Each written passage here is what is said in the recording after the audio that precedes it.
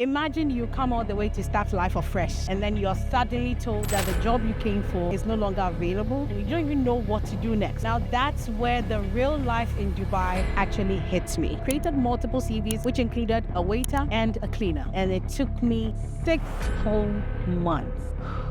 It is not always that when they think of Africans, they only have to think of cleaners. They only have to think of waiters. No, there are other opportunities. If the goal is to survive, the last thing you want to think about is comfort.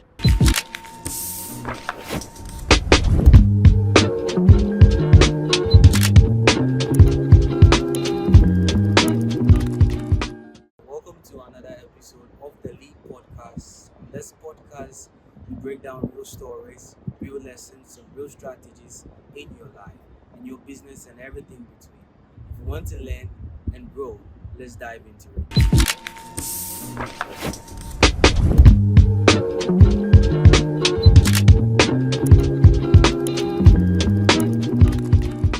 My name is Gloria Kafuyamega, currently working as a programs consultant at Coach Transformation Academy, and today I share the story of how it all changed for me. So let's go.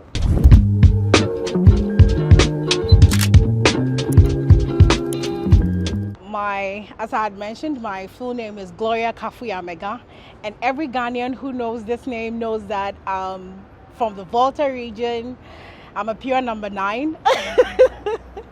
So yeah, I'm from Anyako, to be precise. I come from a family of 7. I'm the first female of 4 girls, and then 3 males. I kind of feel like the breakthrough kind of started here for me, in the sense that I had a really good life back home. Where it all started going down was a relationship mishap. So to put it in plain words, my fiance called off our engagement on me, and that was a process where you see a whole life of investing in a relationship just go poof. So I needed that change of environment to reset myself.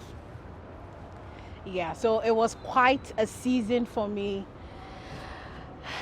And in the middle of it all, I had lost myself, who I really was. I began to doubt myself in a whole lot of things, etc. So my sister had already traveled to Dubai. She was working with a travel agency, and there happened to be an open position in her company.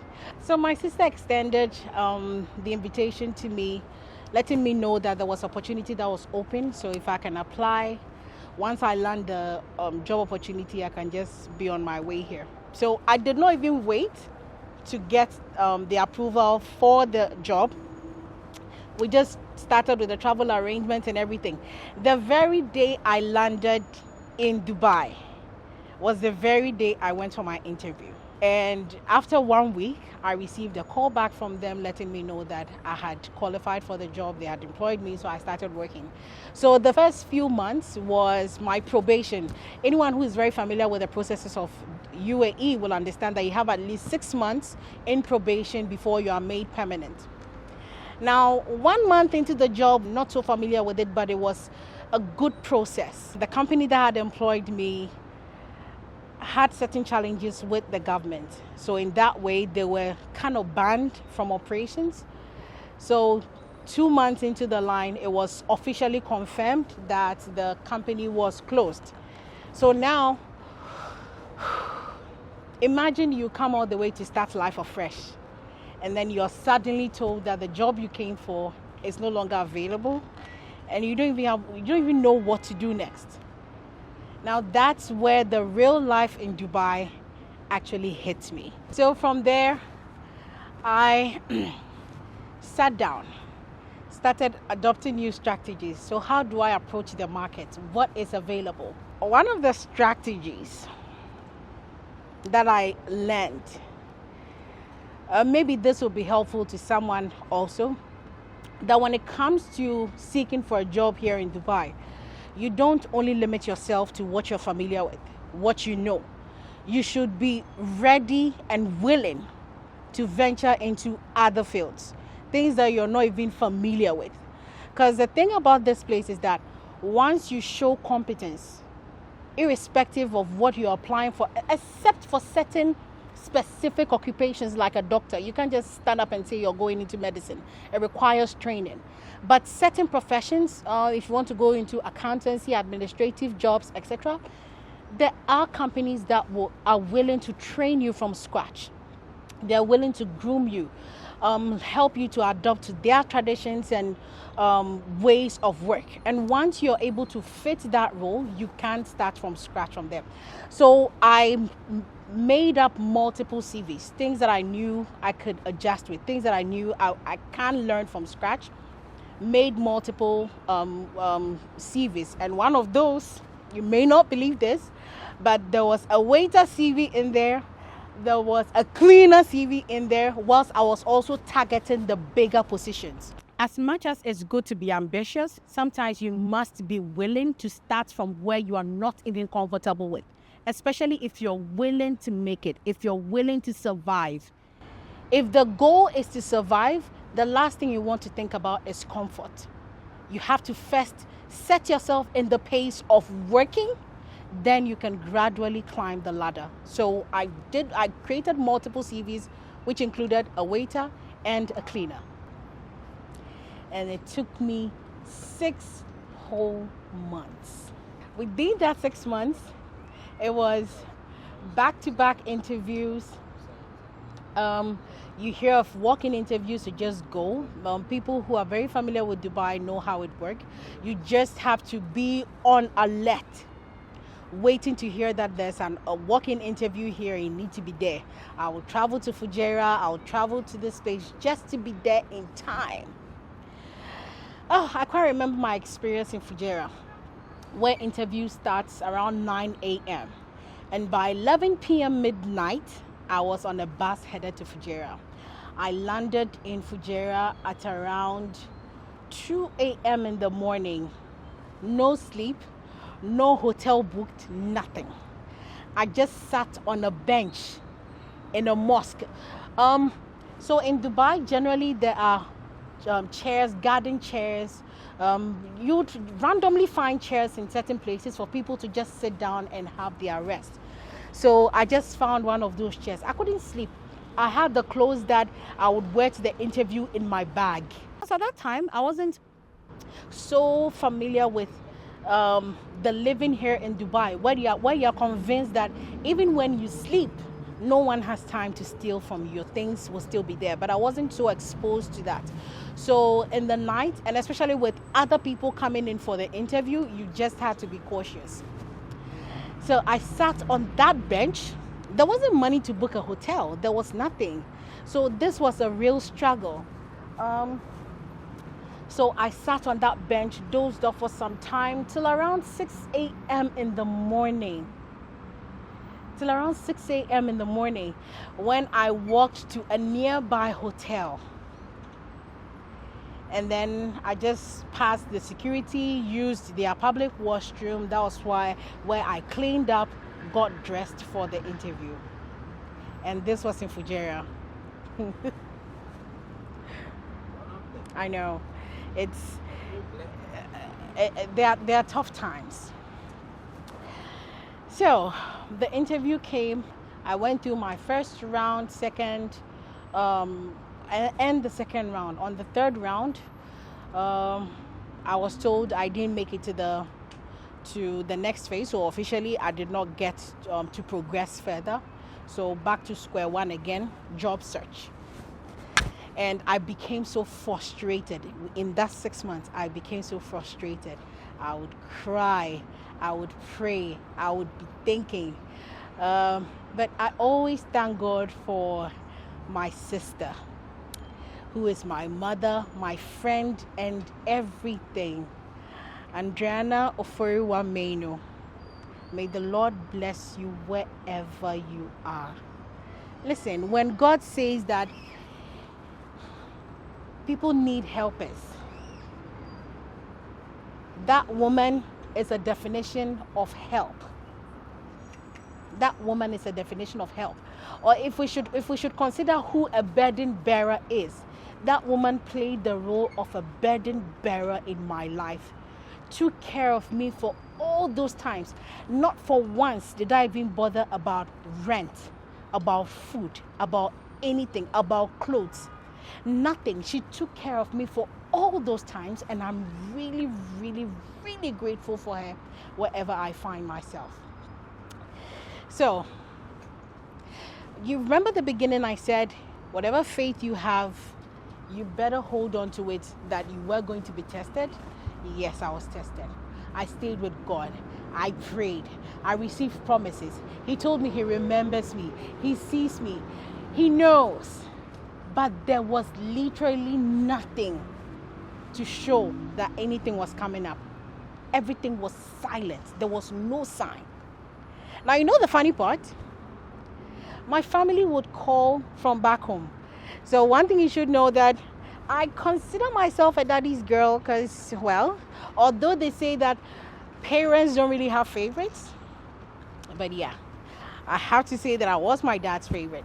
So he would call me constantly on daily basis to check up on me. How are you doing? I had lost my job. For all he knew, the very first day I entered Dubai, the very first job that I got, to the best of my father's knowledge, that was the job I was still doing. I never kept him updated on all my struggles. All the times I was unemployed, I never kept him updated because I knew that man would be completely worried. So I kept him on the blind side. I kept telling him, oh, I'm fine, work is good, we're doing great, I just came back from work, but it was a testing season for me. Sometimes I just felt like breaking down and just letting him know things are getting hard. But something within me told me that no, to openly declare that is to accept defeat. We'll still keep pushing and things are going to work. So gradually I kept my faith. I did what I had to do. And one day, out of the blue, I really can't forget that day. My sister just texted me randomly that there's an open interview somewhere that I should go. That was the day. That day that I got the notification to go for this interview. That was the day things changed for me. So the day of the interview came. Now, listen to what happened. On the day of the interview, I was supposed to have reported at 12 p.m. GST in the afternoon. I got to the location. I got lost 3 times. I just circled around the entire area 3 solid times, and I couldn't find the building. It was stress. And funny enough, I didn't really know the area. So it was a struggle that day. And imagine walking on the deserty kind of sun. It was scorchy. I was sweating. I was also composing myself enough not to over sweat to ruin my entire outfit because I was going for an interview. So luckily for me, I met this security guy who was in charge of one of the buildings around. And I told him, this is where I'm going. Can he direct me? I was like, of course, yeah. The building you're looking for is just a few blocks away from you. Take this side, Then he showed me there. Today, when I consider the route that I took, for that interview, it was just a short distance. And I had to walk like I was traveling to another city just to get there. But luckily, I finally arrived at my destination. Now, when I got to that place, one of the things that blew my mind was that when I arrived, there were other interviewees seated there. There were about 5 males. I happened to be the only female to have been present at that time. So it was a walk-in. When you finish doing your interview, you just leave because other people will be coming in as well. At the time I arrived, there were 5 guys who were already seated waiting. Now, the moment I landed, I was offered a seat. And this was what blew my mind. When the interviewer walked out of the office to call the next person in, The fact that I was the only female then,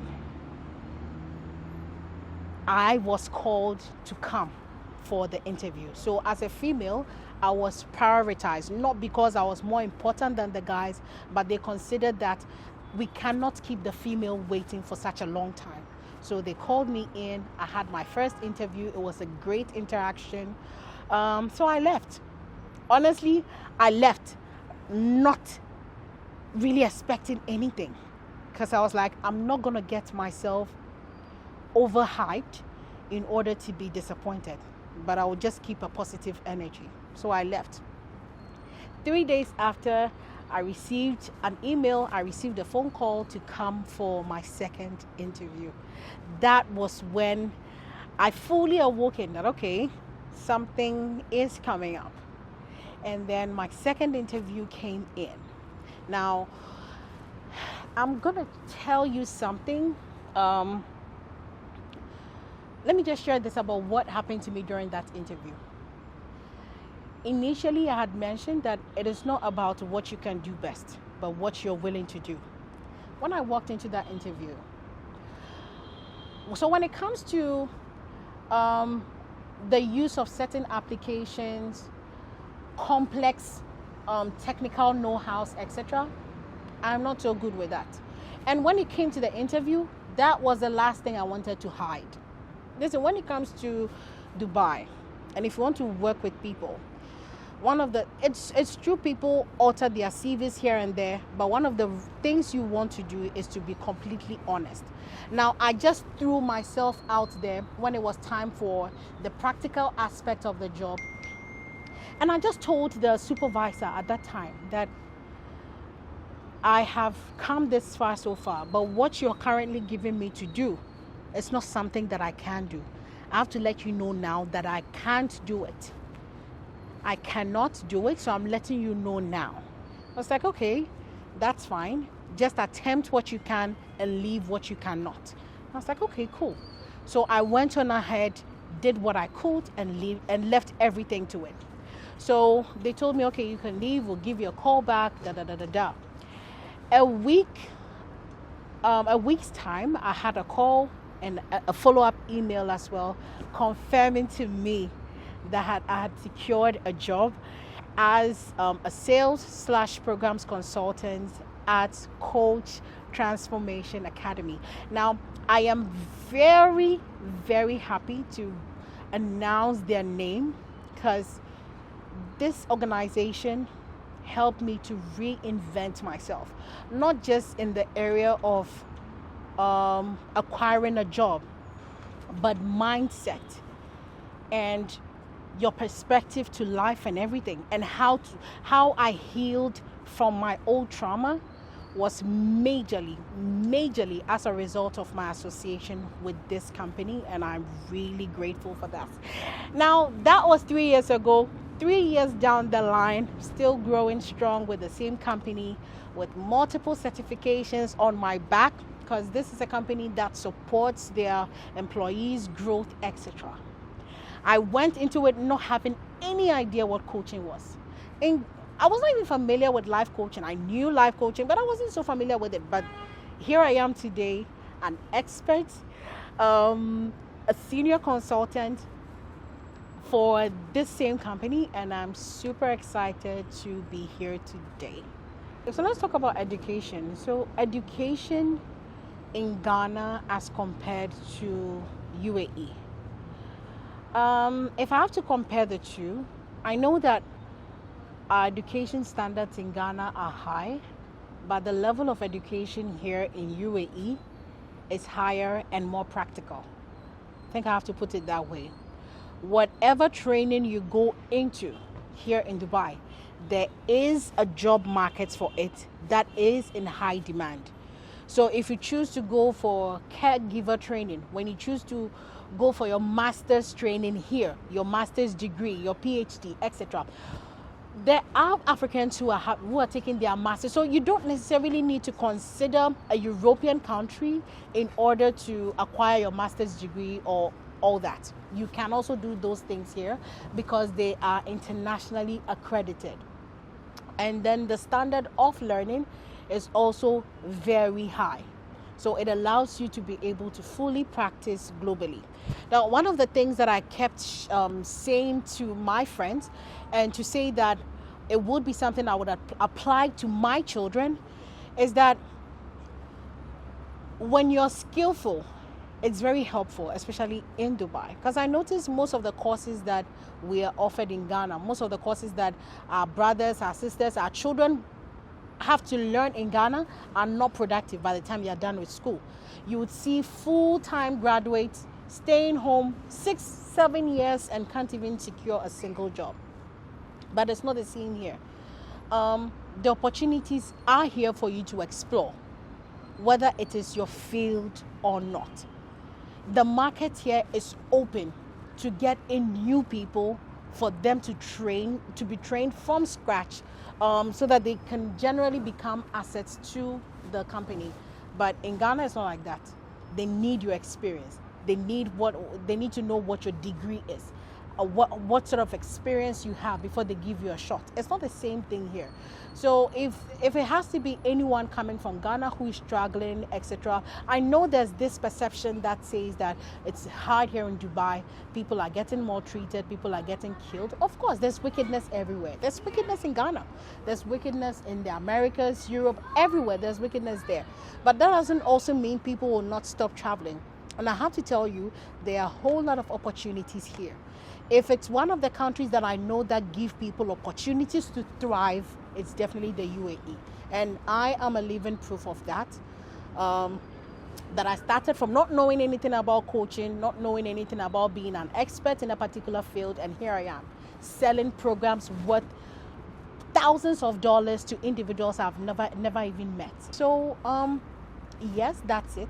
But most importantly, I would encourage people who are into health and other skilled professions, that if you are in a skilled profession, it's one of the things that, if I should use the word sales, that sells here. If you, let's just say, for example, you're in Ghana, working as a professional nurse or doctor, and you're earning, let's just say 5,000 or 6,000 Ghana cedi monthly. You know how much people get paid here in the field of medicine? They get paid. You can just expect 3 to 4 times more, or whatever it is you acquire in Ghana. And this is just for the first phase of your time. The most important thing is the organization you're going to work with. Just be sure the people that you're dealing with, the organization you're dealing with, stick to their side of the bargain. You just don't fall into the hands of any agent, etc. These opportunities are there. You can explore them yourself. So with regards to certifications and how relevant it is, if you have to work outside of Ghana with it, I think that our certifications back home don't really set you up for success enough. In Ghana, it may be helpful, but sometimes when you step across that region onto the side, our certifications and degrees are mostly not recognized. It is sometimes, but not all the time.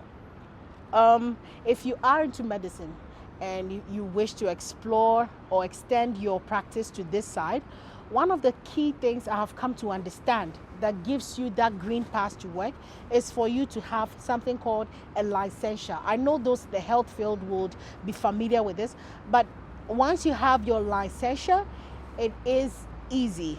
That becomes easy for you to just migrate your practice from there to here, and then you will be paid as a fully qualified practitioner.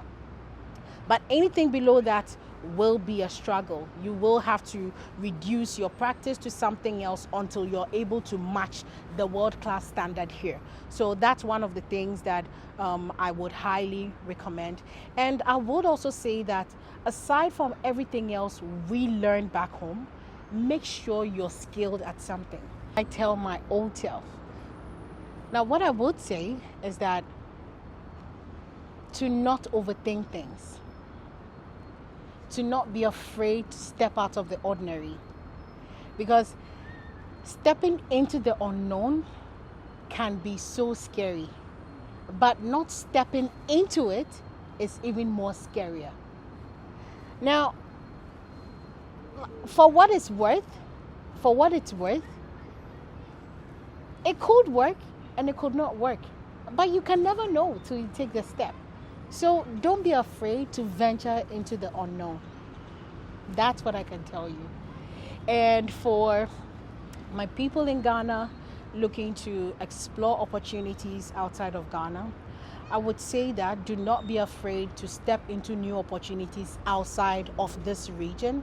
But one of the things that I will tell you is that learn to be a master of an art. If someone tells you it is not important to master an art, they'll be lying to you. Learn to be a master of an art. Have a skill, have a profession that you can confidently deliver even when you're not being watched. Most Ghanaians, we attend school all right, we have the degrees, but we really don't have expertise in anything. And that is what makes us struggle. Here in the UAE, expertise open paths for you. So what was one of the things that paved the way for me? My language, my sense of communication. It has been articulate. It has gotten better by the day, but it was what paved the way for me.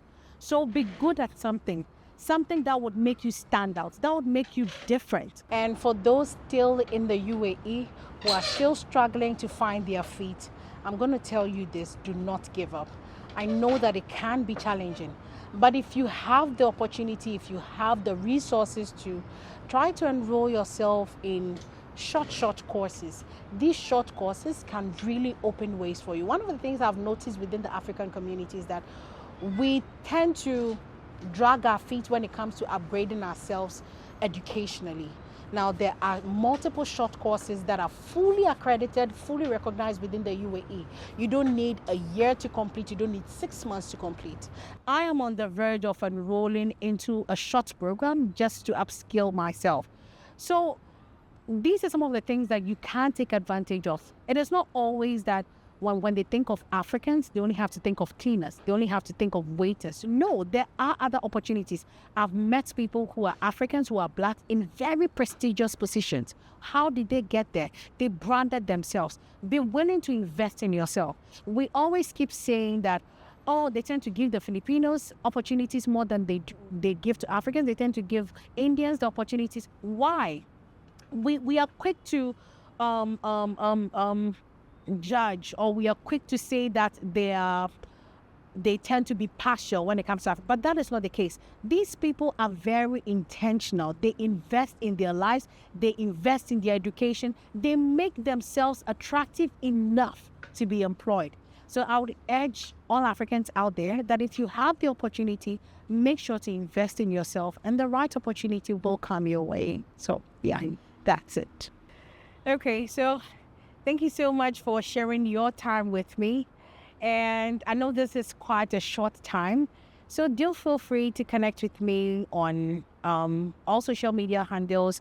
You can reach out to me via TikTok on Blue Cafe.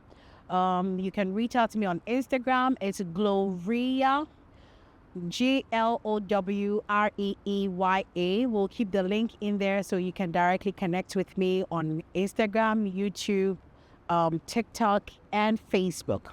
I'm happy to assist you in any way with regards to your education, career, motivation. Sometimes all a person needs is the right words to start going. And if you are someone who needs that, feel free to reach out to me and let's talk. I would love to say a huge thank you to OK City Media for such a splendid initiative. How it all changed for me is a massive one, and it sure will be helpful to the generation coming up ahead. I also would want to say a huge thank you to Hyperfocus Pictures for their solid images and constantly supporting us throughout our coach training programs. We want to say a huge thanks to you, and continue with the amazing work. Thank you so much for your time. See you again.